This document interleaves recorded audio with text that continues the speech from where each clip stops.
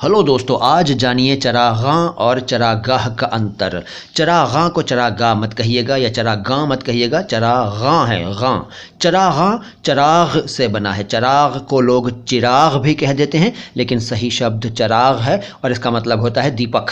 तो चरागां का मतलब कई दीपक जलाना, कई चराग जलाना, बहुत सारे चरागों का एक साथ जलना। इसके अलावा दीपमाला और दीपों का उत्सव, साथ ही दीपावली।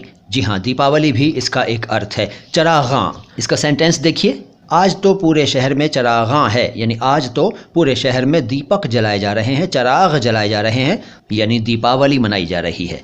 चरागां। फिर चरागाह। चरागाह दरअसल चारागाह है। चारा मतलब फॉडर, पशुओं के खाने की चीज़, और गाह का मतलब जगह, लेकिन चरागाह चलता है। चरागाह का मतलब वो जगह जहाँ पशु चरने के लिए जाते हैं। ग्रेजिंग प्लेस, सब्ज़ाज़ार, घास का मैदान। चरागाह। तो आज आपने चरागां और चरागाह का अंतर समझ लिया। वीडियो को लाइक कीजिए, चैनल को सब्सक्राइब कीजिए।